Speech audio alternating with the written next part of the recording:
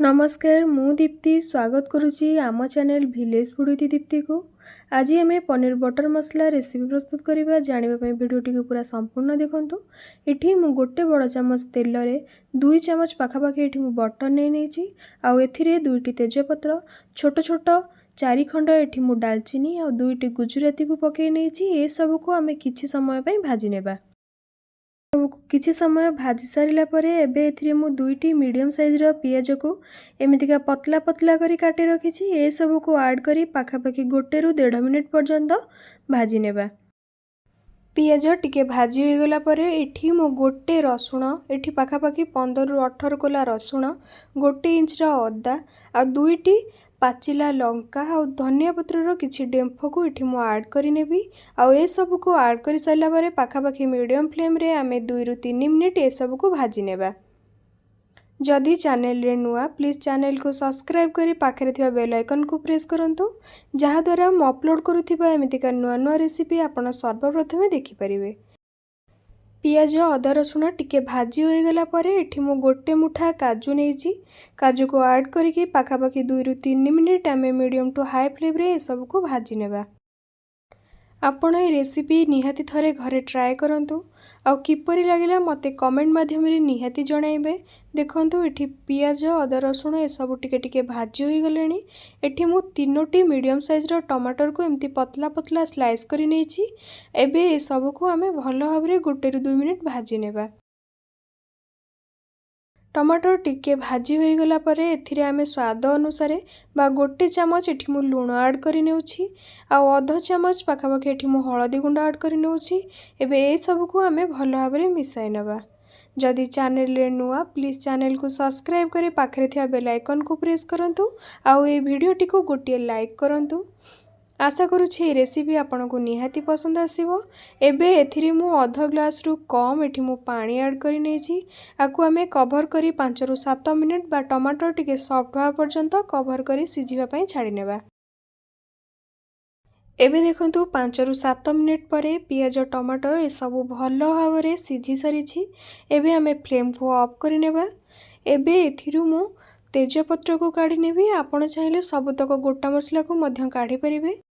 ए गोटा मसला को काढ़ी सारिला परे याकु आमे 5 ରୁ 10 मिनिट ठंडा हेबा पई छाडी देबा। ए सब भलो भाबरे ठंडा हैला परे एटा को आपण ग्राइंड करंतु। एबे गोटे कप को ए सब को मु काढी नेउची आ 2 थरो करिकि ए सब को मु गोटे पतला पेस्ट करिकि ग्राइंड करि नेबी। एबे देखंतु एटा को मु भलो भाबरे एमतिका पतला करी ग्राइंड करि नेची।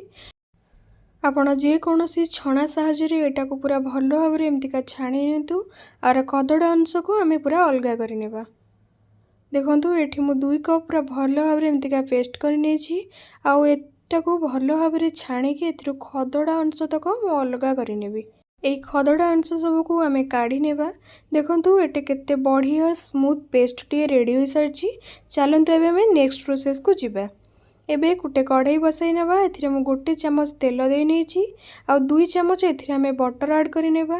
आ गोटे मीडियम साइज रो पियाज को मु पूरा छोट छोट करी काटी रखिछि। ए सब को ऐड करिकि पियाज रो कलर चेंज होआ पर्यंत पाखापाखि 2 मिनिट पर्यंत ए सब को भलो भाबरे भाजी नेबा। पियाज रे टिके ब्राउन कलर आसी गला परे एथिरे हमें रखिथिबा गुंड मसला सब ऐड करि नेबा।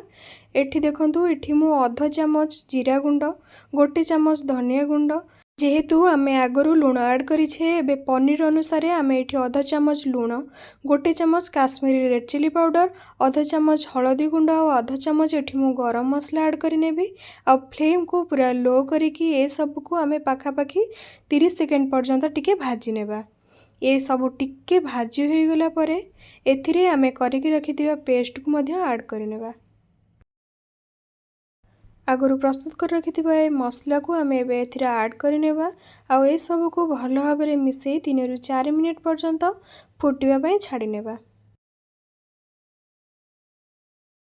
मसला भलो भाबरे फुटी आसिले एबे रखिथिबा पनीर को एथिरे आमे ऐड करि नेबा। एठी मु पनीर को एमतिका ट्रायंगल शेप रे कट करिछि। आपन को पसंद अनुसार आपन एठी पनीर कट करि परिबे। आपण चाहिले एठी बड़ा बड़ा खंड मध्य एठी ऐड करि परिबे। एबे पनीर सब को आमे एथिरे ऐड करि नेबा। तो आमे कंचा पनीर एठी यूज करूछे। आमे हल्का हाथ रे सब को अल्प अल्प करिकी मसलारे देनबा। जदि आपनको कंचा पनीर पसंद नुहे आपण टिके पनीर को इठी सालो फ्राए करिकी इठी ऐड करि परिबे। ए पनीर को ऐड कर साइला परे हमें हल्का हाथ रे सब को मिसाई नेबा और 2-3 मिनिट फुटिबा पय हाई फ्लेम रे छाड़ी नेबा।